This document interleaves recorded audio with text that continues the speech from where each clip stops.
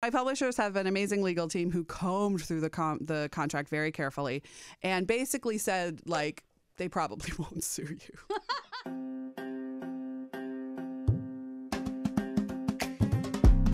I told you I had to stop watching the show because I found Tyra to be insufferable. Is she that insufferable in real life, or was it editing? I will say a little of both. I knew it. Listen, in person, she is one of the most magnetic people I have ever seen or encountered or been around in my life. You want to look at her. You want her to look at you. She is just magnetic. And I thought, a lot of it was that, of course, she was magnetic. We were in her world, so it made sense to me. But then, I did her talk show after. I modeled on her talk show after I was on the show, and it was still the same way. And it was really crazy to watch just a whole room full of people be absolutely magnetized by her, even when she was being weird and sort of maybe not making a whole lot of sense and sort of maybe was even uncomfortable sometimes. But she's very compelling and stunning. And she is how she seems on camera. Okay. Which is very guarded. She definitely has a lot of walls up. Like, I don't really feel like I ever saw the real Tyra, which I don't begrudge her. I don't necessarily think is a bad thing. Sometimes it did feel like she was trying to be authentic and maybe even really thought she was being authentic. I had a hard time connecting with it because I was like, this isn't really you. Like, I know you want to connect with me, but I also know that you're not, this isn't, you know what I mean? She was like, there was this one moment where she was like, okay, the cameras are off. Now it's just us girls. And I was like, but sure. Is it? I mean, sure, it is. That's true, And so I was just like, I don't know you and I can't connect with you.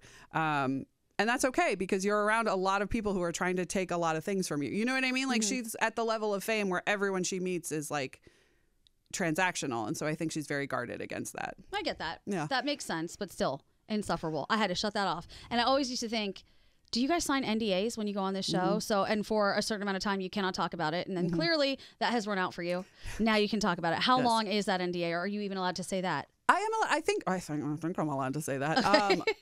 And my publishers have an amazing legal team who combed through the contract very carefully and basically said, like, they probably won't sue you. They probably won't. There's a chance they will, but they probably won't. We can't. Legally, they aren't allowed to say they definitely won't because they can't guarantee that. But a lot of it expired, I think, either 3 or 5 years after the last episode of the show aired. Not my cycle, the show itself. Okay.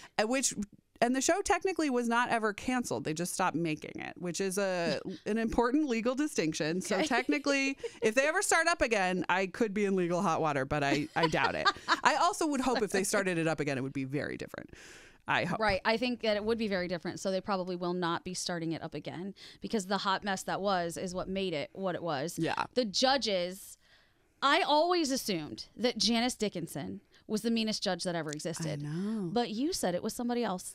I did. I thought it was Twiggy. But also Janice Dickinson was not on my cycle. So I didn't have her to deal with. I do think it's telling that Janice definitely said what I would argue are some of the most appallingly egregious things. Yeah, she's wild. And maybe that's editing because, Twiggy would say things and they would edit it in a way where she would look really sweet. Okay. You know what I mean? She would say something like, oh, I'm really surprised that this photo is so good. It's really very beautiful because you're quite plain in person. Sorry. And they would just show her saying, like, this photo is really beautiful. I'm quite surprised. She was like the Instagram comment section in real life. 100% in real life. And also, just real mean almond mom behavior. You know what I mean? Where you're like, okay. And at one point, she said, like, oh, I understand why you would be self-conscious in that outfit. You really look like a ham. And I was sort of like, and it was like mesh netting. You know what I mean? And I was like, cool. You're like, cool. So I didn't feel like a ham until you said those words. I feel Thank like you. a ham now. And then Miss J was like really sweet and said like, oh, that's a nice cut of ham or so. You know what I mean? Like it was very sweet.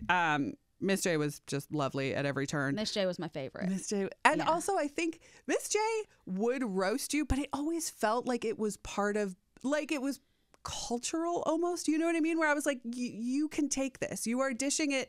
There's a back and forth here. The power dynamic feels a lot less harmful somehow. because reading is fundamental. And I think that was sort of what was happening there. But also, yeah, I do think it's telling that Janice Dickinson has gotten this big redemption arc where we're like, yeah, she said terrible things, but it was just the show. And I'm like, okay, A, she was a grown woman. B, she said it. And C, like, I just feel like it's telling that the white woman gets a redemption arc and Tyra bears a lot of the flack. Interesting. See, I find them both just 100%. Abhorrent. I'm not trying to absolve Tyra at all. And it's yeah. I wrote, like, somebody wrote an article about the book and they were like, oh my God, Tyra didn't want to hug the contestants based on a chapter that I'd written. And I was like, in that chapter, I do talk about a male executive threatening physical violence.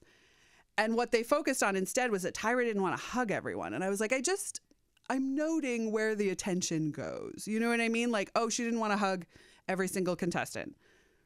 Was that a little dick? I don't want to hug anyone unless I know them. Number one. Yeah. I don't want to hug anyone. Was it a little dick, baby? It was a little weird. It was a weird moment.